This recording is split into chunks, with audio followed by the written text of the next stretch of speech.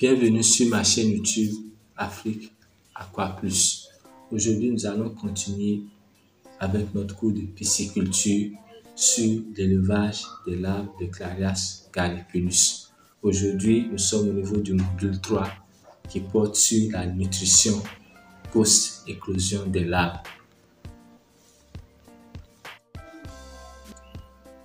La nutrition post-éclosion des larves de Clarias gallipolus est une étape cruciale pour leur croissance et leur suivi.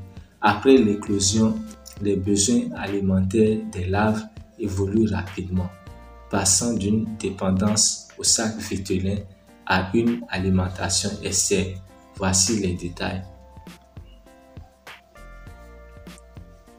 Nous avons premièrement la phase de nutrition via le sac vitellin qui dure de 0 à 3 jours après l'éclosion.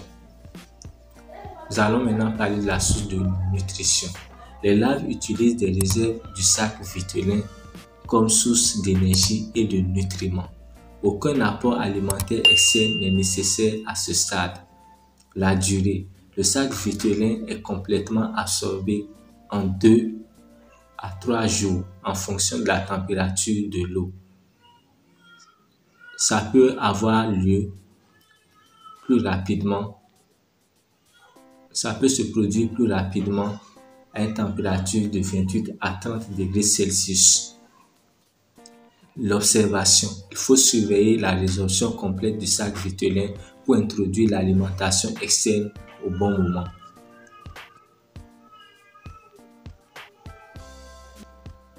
La deuxième étape, c'est l'introduction de l'alimentation externe qui a lieu de 3 à 5 jours après l'éclosion. Une fois le sac vitellin absorbé, les larves doivent être nourries avec des aliments adaptés à leur petite taille et à leur système digestif en développement. Nous allons parler des types d'aliments vivants. Concernant les types d'aliments vivants, nous avons les rotifères. Ils sont facilement digérés et riches en protéines. Nous avons aussi les Nauplies d'Artemia. Les Nauplies d'Artemia sont une source idéale de nutriments essentiels. Après cela, nous avons le zooplancton. Ils peuvent être collectés dans des étangs ou produits artificiellement. Nous allons maintenant parler de la fréquence. Il faut nourrir les larves 4 à 6 fois par jour pour maximiser leur croissance et éviter qu'ils manquent de nourriture. Et éviter qu'ils aient l'estomac vide, qu'ils aient le tube digestif vide. La troisième étape, c'est la transition vers des aliments artificiels qui a lieu 5 à 7 jours après l'éclosion. Nous avons premièrement les aliments en poudre. Il faut introduire des microparticules d'aliments artificiels spécialement formulés pour les larves de poissons. La taille des particules. La taille des particules peut être de 100 à 200 microns. La composition. Ces aliments doivent être riches en protéines, c'est-à-dire qu'ils doivent avoir un taux de protéines supérieur à 45%. Ils doivent aussi contenir des lipides et des vitamines. Après cela, pour la transition progressive, il faut mélanger les aliments vivants et artificiels pour habituer les larves. Après cela, il y a la quatrième étape qui porte sur l'alimentation entièrement artificielle qui a lieu de 8 à 15 jours après l'éclosion. Nous allons parler premièrement des aliments granulés. Il faut passer à des granulés de petite taille, c'est-à-dire de taille inférieure à 0,5 mm au fur et à mesure de la croissance des larves. Après cela, il y a une fréquence. Il faut réduire progressivement la fréquence de l'alimentation pour aller à une fréquence de 3 à 4 repas par jour. Après cela, il faut tenir compte de la qualité des aliments. Il faut veiller à ce que les aliments soient équilibrés et contiennent des protéines qui peuvent aller de 40 à 50%, des lipides de 8 à 10%, les glucides de 10 à 15%. Au moment opportun, nous allons produire une vidéo sur la formulation des régimes alimentaires pour les Clarias ou l'espèce Clarias gariepinus.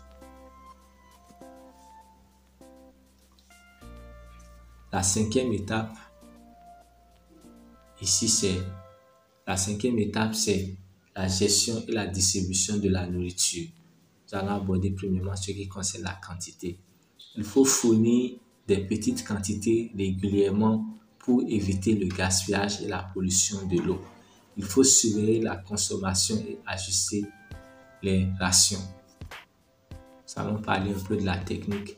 Concernant la technique, il faut répartir la nourriture dans toute la surface pour que toutes les larves aient accès aux aliments. La sixième étape, c'est la prévention des problèmes alimentaires. Il faut surveiller le comportement alimentaire. Ce qu'il faut prendre en compte, c'est que les larves actives et bien nourries nagent dynamiquement et montrent une croissance homogène. Les larves inactives ou amaigries indiquent un problème. Ces problèmes peuvent être, il se peut qu'il y ait un problème de stress, de mauvaise qualité de l'eau ou bien de carence dans le régime alimentaire.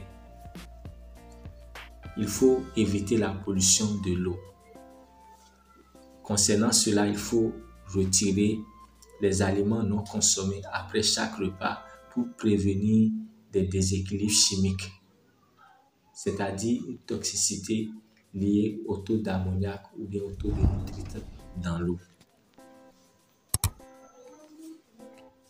Merci de m'avoir suivi jusque-là. Si la vidéo vous a plu, n'hésitez pas à vous abonner.